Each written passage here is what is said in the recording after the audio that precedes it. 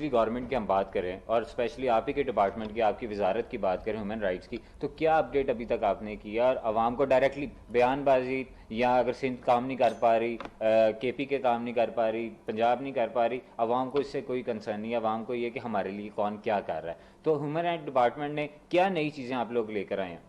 دیکھیں اس سال کے شروع سے کچھ کام رک گئے جو کہ امپلیمنٹیشن کی طرف تھے, اور انشاءاللہ ان پہ دوبارہ کام شروع ہو گیا لاک ڈاؤن ختم ہوتے ہی, تو وہ بھی جلدی امپلیمنٹ ہو جائیں گے.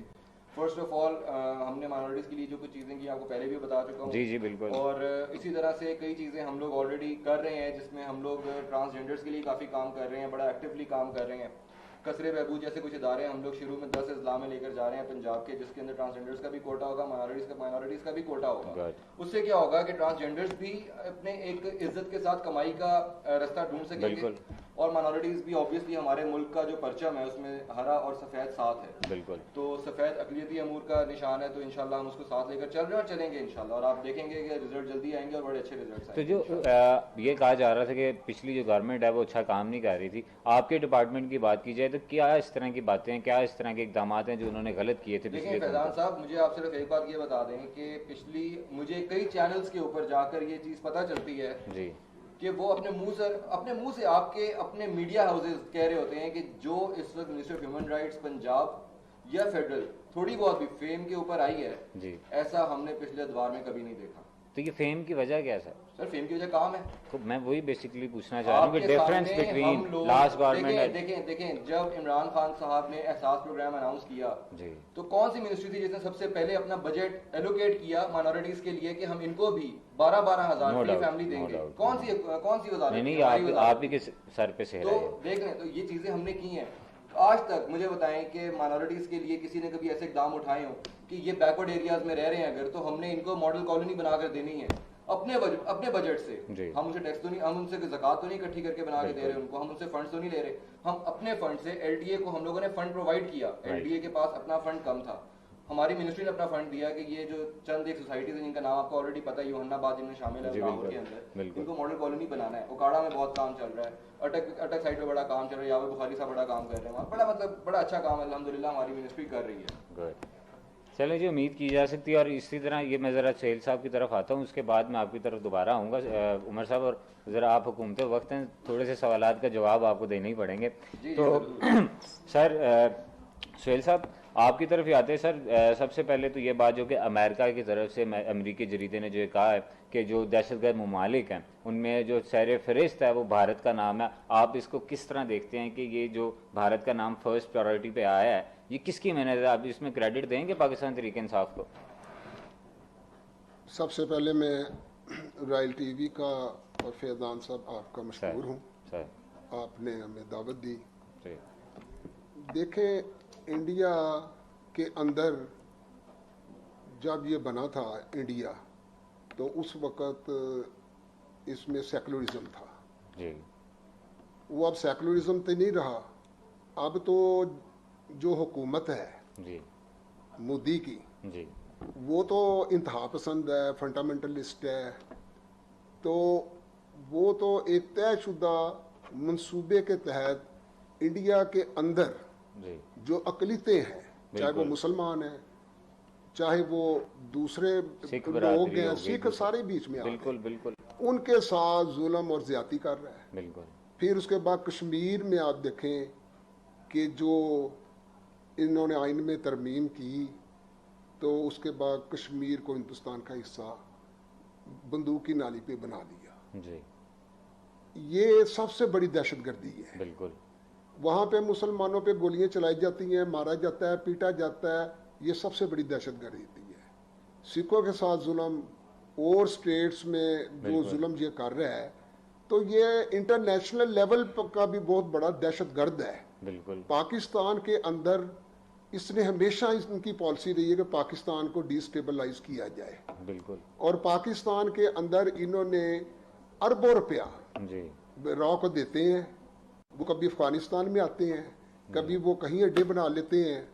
تو وہ پاکستان کے اندر انہوں نے جو دہشت گردی کروائی ہے, اور پاکستان کے اندر انہوں نے مسجدوں کو نہیں چھوڑا, انہوں نے داتا صاحب جیسی ہستیاں اور دوسرے بزرگ ان کو نہیں چھوڑا. تو یہاں پر انہوں نے پاکستان میں دہشت گردی جو ہے کہ انڈیا کرواتا رہا ہے. یہ بڑی اچھی بات ہے کہ آج انٹرنیشنل سطح پہ اگر ان اداروں نے اسے ایکسپوز کیا ہے تو یہ پاکستان کی بہت بڑی فتح ہے. پاکستان ایک پرامن کنٹری ہے, کوئی دہشت گرد تو نہیں ہے, لیکن یہاں پر افواج پاکستان بالکل انہوں نے اس ملک کو بچایا ہے. بالکل انہوں نے اس ملک کے اندر جیسے انہوں نے طالبان کی شکل میں آئے, القاعدہ کی شکل میں آئے, یا کسی اور حوالے سے یہ لوگ انتہا پسند آئے, بالکل تو اس وقت فوج نے جو کردار ادا کیا ہے اور اس ملک کو بچایا ہے اور اس ملک کی سلامتی کو, تو ساتھ انہوں نے اپنی جانیں بھی دی ہیں. ان کے آفیسر فوجی, بلکہ وہ نہیں پولیس والوں نے اپنی جانیں دی ہیں. پاکستان کے 70-80 ہزار شہری شہید ہو چکے ہیں, اور یہ ساری جو دہشت گردی ہوئی, جو 69 شہریوں کو قتل عام ہوا, اس کا ذمہ دار جو ہے وہ بھارت ہے. آج امریکہ اور انڈیا کا گٹھ جوڑ ہے, امریکہ, انڈیا اور اسرائیل کا پاکستان کے خلاف گٹھ جوڑ ہے, لیکن اس کے باوجود امریکہ جیسے ملک میں انہوں نے کہا ہے کہ یہ انڈیا جو ہے یہ بہت بڑا دہشت گرد ہے. بالکل, اور میں یہ سمجھتا ہوں, میں اس کی مذمت بھی کرتا ہوں, اور میں یہ بھی کہتا ہوں کہ کشمیر کے جو ان کا بنیادی حق ہے, جو ان کا آئینی حق ہے, اس میں ترمیم آپ کر کے ان کو 1 لاکھ سارے کشمیریوں کو بلکہ آپ نے نظر بند کر دیا, گھروں میں مطلب کر دیا. ان کا قصور یہ ہے کہ وہ کشمیر کی آزادی چاہتے ہیں, وہ ان کا قصور یہ ہے, وہ کہتے ہیں جی ہم پاکستان کے ساتھ رہنا چاہتے ہیں. وہ یعنی ہیومن رائٹس کی پوری دنیا میں انڈیا وائلیشن کر رہا ہے. اسی طرح مسلمان ہیں, ان پہ مذہبی طور پہ یہ لگا دیا جاتا ہے جی یہ گائے انہوں نے ذبح کی تھی, دوسرے ایلیگیشن لگا کر تو ان کو تشدد کر کے ان کی انتہا پسند تنظیمیں اور انڈیا اور حکومت ان پہ تشدد کر رہی ہیں, سکھوں پہ کر رہی ہیں, دوسری سٹیٹس میں جو کچھ ہو رہا ہے. اب انڈیا ڈیسٹیبلائز ہو گیا ہے, انڈیا جو ہے اس کا سیکولرزم ختم ہو گیا, وہ سامنے آ گیا کہ وہ انتہا پسند ہے, وہ دہشت گرد ہے, وہ جنونی ہے. تو وہ صرف اسے ہندو برہمن کی فکر ہے, ہندوؤں کی فکر ہے, اسے دوسری اقلیتوں کی کوئی فکر نہیں ہے. تو میں یہ سمجھتا ہوں وہ ہمیں کیا ڈیسٹیبلائز کرے گا, اس کے اندر اتنی موومنٹس بن چکی ہیں کہ وہ خود ڈیسٹیبلائز ہو رہا ہے. تو اب دنیا کے لوگوں نے بھی اسے ایکسپوز کیا ہے کہ یعنی کہ اب یہ سی پیک ہے, تو سی پیک اگر چائنا نے انویسٹمنٹ کی ہے پاکستان میں تو یہ بڑی اچھی بات ہے کہ چائنا نے آپ کا ہمیشہ ساتھ دیا ہے. تو یہ اس کے بعد امریکہ اور اسرائیل اور انڈیا گٹھ جوڑ یہ تو نہیں چاہتے کہ سی پیک یہاں پر بنے, تو لیکن یہ بھی وائلیشن ہے کہ آپ کیوں نہیں بننے دیتے, لوگوں کو روزگار ملے گا, ترقی ہوگی, ڈیولپمنٹ ہوگی. تو آپ گنڈا گردی کرتے ہیں جیسے عراق میں کیا آپ نے, جیسے آپ نے شام میں کی, جیسے آپ افغانستان میں بیٹھے ہوئے اب پاکستان کے پاؤں پڑے فوج کے کہہ رہے جو ہمیں بچاؤ اور ہمیں یہاں سے نکالو. تو میرا مطلب ہے آپ کی ہر پالیسی غلط ہے, آپ کی ہر ایک سامراجی ایجنڈا ہے آپ کا.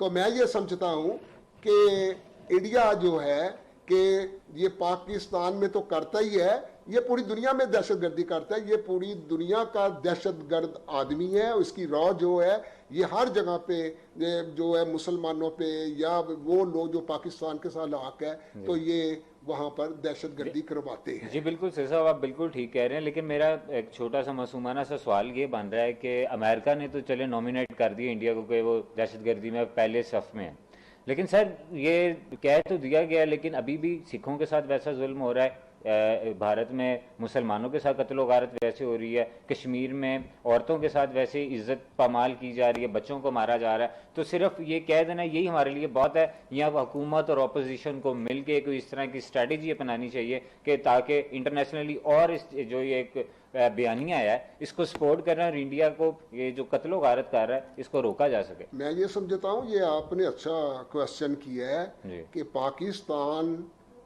کہ اپوزیشن ہو, حکومتیں ہوں, تمام مکتبہ فکر کے لوگوں کو سب ایک پلیٹ فارم پہ ہیں. کشمیر آزاد ہونا چاہیے, کشمیر کے لوگوں کو حقوق ملنے چاہیے, کشمیر پہ جو ظلم اور جبر ہو رہا ہے وہ بند ہونا چاہیے, اور کشمیر جو ہے اس میں بہنوں پہ بچیوں پہ جو کچھ ہوا وہ ساری ہیومن رائٹس کے انٹرنیشنل اداروں نے بھی وہ سب آ چکا ہے کہ اس نے جتنا ظلم اور جبر کیا ہے. لیکن پاکستان پیپلز پارٹی اور ذوالفقار علی بھٹو نے کہا تھا ہم 1000 سال تک کشمیر کی آزادی کے لیے لڑیں گے.